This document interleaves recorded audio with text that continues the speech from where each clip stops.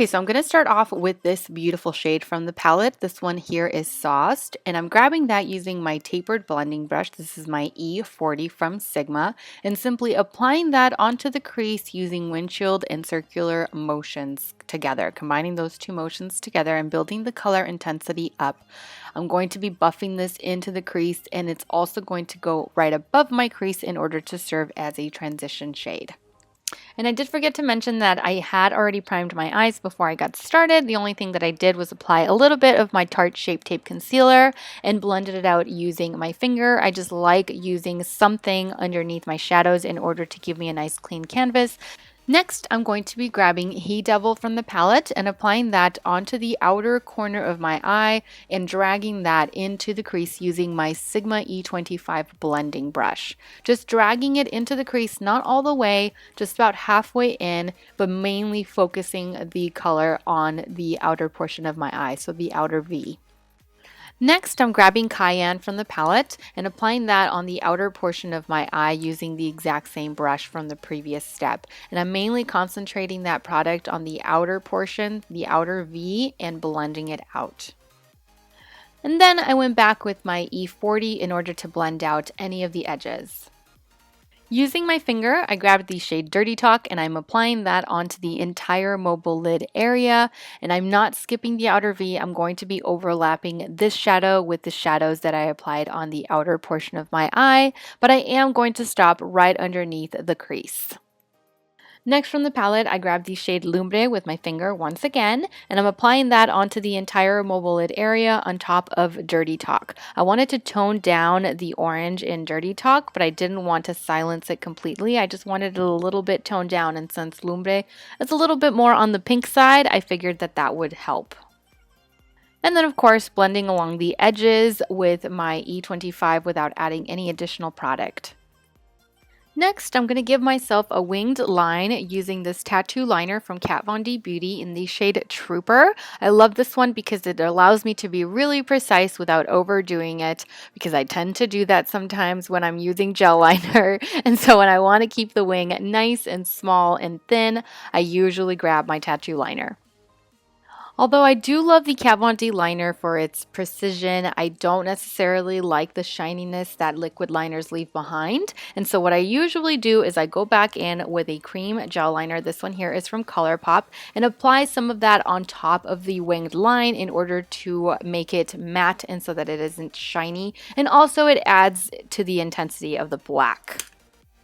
For this particular look, I did decide to wear some false lashes since I haven't done that in forever. These ones here are from Eyelure. They're the number 117 lashes, which are really super lightweight. Popping those on before moving on to mascara. This one here is from L'Oreal. It is the new Lash Paradise mascara. I'm simply going to be applying one quick coat onto my natural lashes underneath the false lashes. And then what I do in order to combine them and make them look like one is I pinch them together.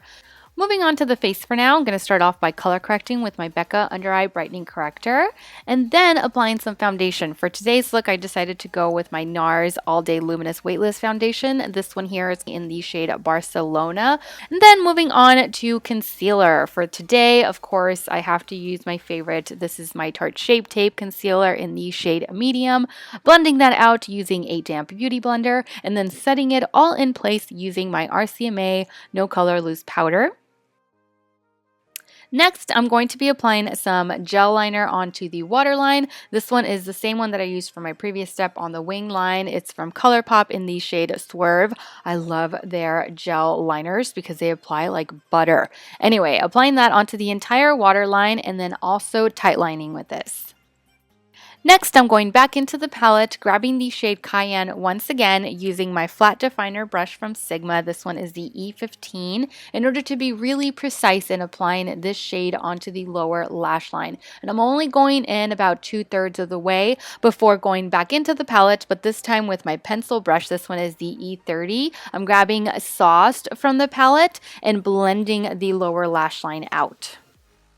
And then, of course, applying some mascara onto the lower lashes before finishing off this look by applying some of the shade Ounce onto the brow bone using my pencil brush.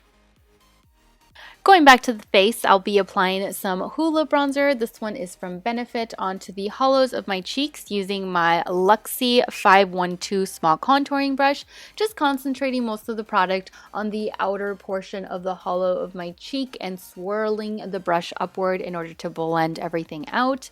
And then moving on to blush. For today's look, I decided to go with Milani's Baked Blush. This one is in the shade Luminoso, and I'm going to be applying that using my Duo Fiber Powder Blush Brush from Sigma. This is the F15. I love the way that this applies blush because it gives you a really nice flush of color, and it helps you not overdo it since it does apply a little at a time. You can build it up to the intensity that you'd like. And then I'm taking my beautiful ambient lighting powder from Hourglass and applying that onto the tops of the cheeks using my Sigma tapered highlighting brush. This one is the F35. I love the way that this brush applies this highlighter because it makes it really super intense. It doesn't overdo it though, and it just looks so gorgeous. And for lips, I decided to go with Kat Von D's Everlasting Liquid Lipstick in the shade Lolita 2.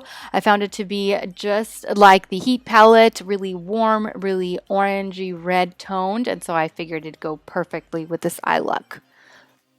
And that completes the look. Thank you all so much for requesting this. Thank you all so much for watching. I truly hope that you enjoyed this video tutorial and that you found it helpful. As always, take care, and I will see you all in my next video.